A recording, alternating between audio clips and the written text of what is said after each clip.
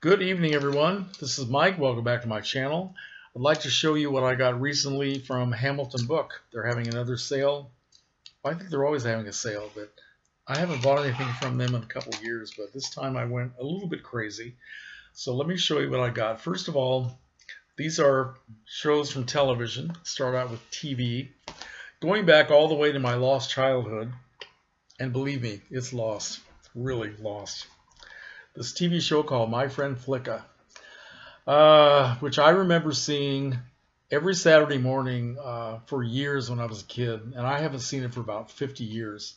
But anyway, this is the complete series, 39 episodes from, let's see, it was originally made in 1956, 1957, and they just repeated these 1,000 times. Johnny Washbrook plays the kid. Gene Evans played his father. Anita Louise plays his mother. And it's a kid and his horse, right? So that'll be fun to get back to that. I also picked up season 1 of the Father Dowling Mysteries, which I used to catch this on TV once in a while. I really like this, right? A fun priest and a fun nun. Yeah, anyway. And I picked up season 1 of Alias Smith and Jones with Peter Duell and Ben Murphy, which I used to catch once in a while back in the day, and haven't seen it for quite a while. All right. Also picked up this TV series called Hearts of the West, starring Beau Bridges and his father Lloyd Bridges. All right. So I've never seen this, don't know anything about it, but we shall see. And finally, I can't believe this is a guilty pleasure. All right, 4 seasons of Chips, Eric Estrada and Larry Wilcox. I got season 1, season 2, season 3, yeah, and season 5. Don't ask me what happened to seasons 4 and 6. I have no idea. But yeah, these are kind of fun. I used to watch this all the time when I wasn't working. Okay. Next up, feature films. I'll show you the ones that I've seen before, and then I'll get into the ones that I've never seen. And finally got a copy of To Kill a Mockingbird, which I've seen many, many times, but I've never had a copy of it. So now I have it on home video, and who cares if it's not a Blu-ray? I'm very happy to have this. It has lots of extra features, if you can see that. Interview with Gregory Peck, interview with the lead actress, and a lot of other cool stuff. Okay, so next up is a film called Mask, starring Cher, Sam Elliott, and Eric Stoltz. A film that I haven't seen it for years, but I always love this movie. Cher is so good. Yeah, she was a very unique actress, unique look and everything else, and it's a shame that she didn't keep that look, for one thing. But this is the first movie that I watched when I got this package, and it was very nice to get into it. And this is the director's cut, directed by Peter Bogdanovich. This is the director's cut. It has 2 additional scenes, and it also has different music than the one that I saw before. This has music by Bruce Springsteen, where the original, I believe it was Bob Seger, wasn't it? I think. So it gave a whole different feel to the film with Springsteen's music. So it's kind of interesting. Next, I bought this original French version of La Cage aux Folles, which, again, I haven't seen this for about 30 years. This is a great movie, very popular movie at the time, and I like the American version with Robin Williams and Nathan Lane, but this is a classic, man. This was a lot of fun. And I got this Blu-ray with the first 2 Superman films, starring Christopher Reeve.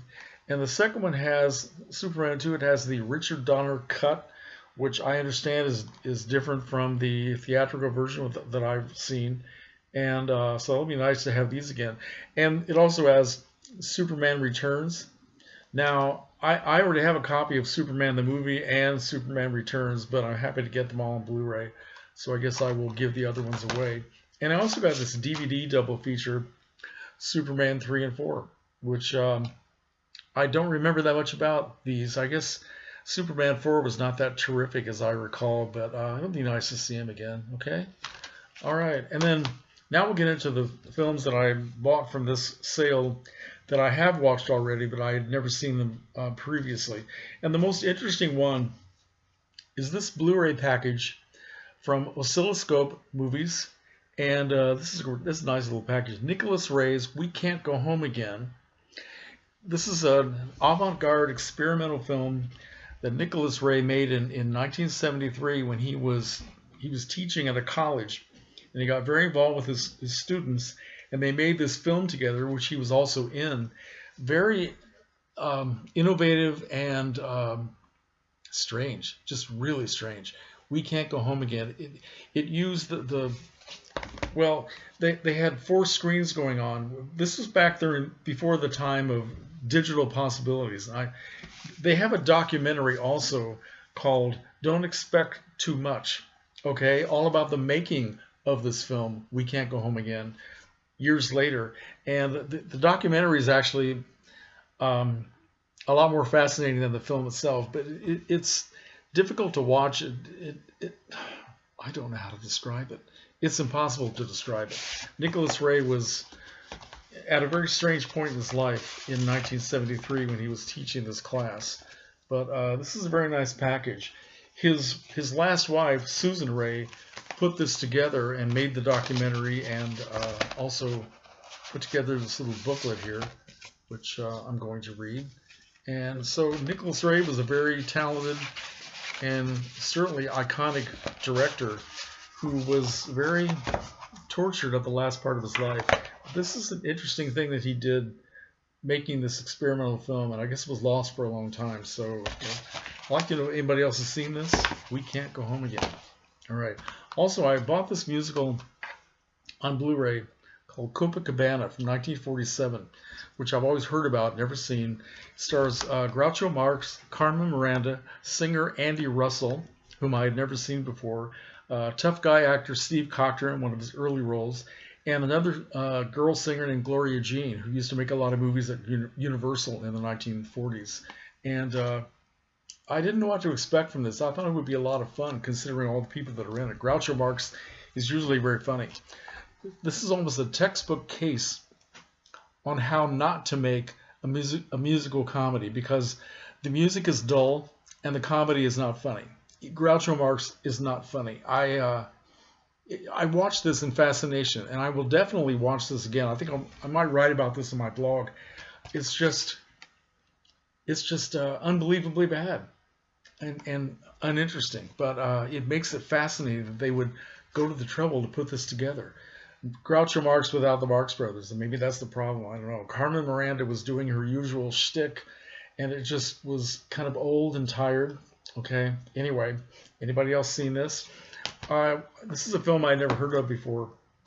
I bought it because I like Matt Dillon. It's called Factotum, based on a book by Charles Bukowski, and I think Bukowski was kind of, is that his name? Yeah, it was Bukowski, right? I'm so blind as a bat here. Yeah, Charles Bukowski. Okay. Who lived a very dissolute life. And the character that Matt Dillon is playing is much like Charles Bukowski himself. He's a writer who is spending most of his time drunk out of his mind, can't keep a job, gets involved with this equally messed up female played by Lily Taylor, who is a great actress, by the way. Not a lot happens. It's just kind of a character study of these two very tortured, unproductive people. But Matt Dillon is always good to watch. Lily Taylor was great. Also, Marisa Tomei is in it. And yeah, really worth seeing. A lot of fun. Well, fun. Tragic, but fun. This is a film all about, well, it's just Frank Zappa talking about himself. A series of interviews that Frank Zappa did during the 1960s, then much later on, toward the end of his life, just basically talking about his philosophy of music and philosophy of life. And I'm not that familiar with Frank Zappa's music, but I always liked Frank Zappa. I liked hearing what he had to say. So this is really, really quite interesting, all right? And I watched this last night from 1946. Tomorrow is Forever. And this is, let's see, starring Claudia Colbert, Orson Welles, George Brent, and this also happens to be, this is the reason I bought it, the first film in which Natalie Wood appeared and had actually had a part in the film. She had done a very brief walk-on in an earlier film called The Happy Land, where she just kind of showed up for a few hot minutes or maybe hot seconds. But this is the one in which first her performance, and she's adorable, and very very sad, melodramatic film, a wartime film about people going to war, and great performances by Colbert and Orson Welles, really terrific. So very glad that I got it. Here's another film I had never heard of before, Gary Oldman and Dennis Hopper, Chattahoochee, based on a true story. I watched this last night.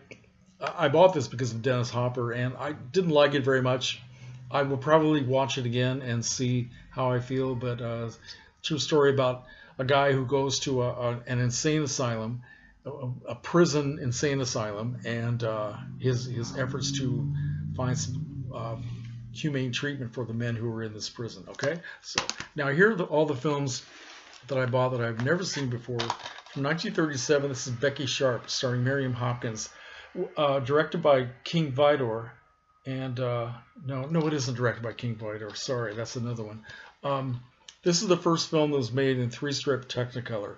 And I love Miriam Hopkins, so this will be fascinating. I've always heard about this. Another musical which hopefully will be better than Copacabana. This is from Twilight Time Video, the late lamented company. Alice Faye and John Payne in Hello, Frisco, Hello. All right? So, hello. Here's a nice little mystery that I just picked up because I like the people who are in it. Ruth Hussey, John Carroll, Vera Ralston in I, Jane Doe. And here is a little compilation of films starring Jack Lemmon. We have Under the Yum Yum Tree, which I think was 1963. My Sister Eileen, co-starring Janet Leigh and Betty Garrett. A film co-starring Judy Holliday and Jack Carson. It's called I'll spell it for you. PHFFT exclamation point, which means it's the end of a marriage. Goes right. Anyway, and finally a film called Love, L-U-V, co-starring Peter Falk and Elaine May. Right, and the only one I've seen is here's a film from Ilya Kazan that I've always heard about called America, America. Right. Here's a film called Zorba the Greek, starring Anthony Quinn, which I've never seen. Very impressive, popular Academy Award-winning film from 1964, Zorba the Greek. Here's a film from 1934. This is the one directed by King Vidor, Our Daily Bread, another film I've never seen, always heard about, starring Karen Morley, supposedly about a young couple during the Depression who were trying to survive. All right. This is a film called My Son John. I believe I did see this many, many years ago. This has Helen Hayes, Van Heflin, Robert Walker, and Dean Jagger. Okay? And I don't remember very much about it, but I'm pretty sure that I did see it. Here's a little mystery I picked up. Eyes in the Night, starring Edward Arnold and Anne Harding. Also Donna Reed is in it. Very young Donna Reed. Here's the film starring Jane Withers from the 1938, Always in Trouble. And I picked this up because I've never seen any of this long string of B films that Jane Withers made when she was a little kid at 20th Century Fox. After she appeared in Bright Eyes with Shirley Temple in 1934, she became a star overnight, and they started making her own series of films where she was sort of like the anti-Shirley Temple, right? And anyway, I always liked her. She's really cute. Here's a little movie called Tailspin Tommy Sky Patrol, which I think this was remade, put together as a feature out of a serial, and I don't know, it's kind of fun. John Trent plays Tailspin Tommy, Marjorie Reynolds, Milburn Stone, Jackie Coogan is in this, and it was the last film Jackie Coogan made before he went into the Army, and his life changed quite a bit after that. This is a film called Planet Outlaws, starring Buster Crabbe as Buck Rogers. And I didn't realize this when I picked it up. This is actually a feature film version of an old serial, which I already have, so I didn't necessarily need to get this, but I have it anyway. So, and here we have a film I never heard of called Unknown, starring Jim Caviezel, Greg Kinnear, Bridget Moynihan, all about a group of people who wake up in a warehouse, have no idea why they're there. That plot's been kind of used in other films before, but this looks like it'd be kind of intriguing. And finally, this is Somewhere in Time, starring Christopher Reeve and Jane Seymour. I have never seen this. And everybody who has ever communicated with me on YouTube has said, you've got to see this movie. So now I will. All right. That's my haul from Hamilton Books. Let me know if you've seen any of these films. Sorry to keep it so long. Comments are welcome.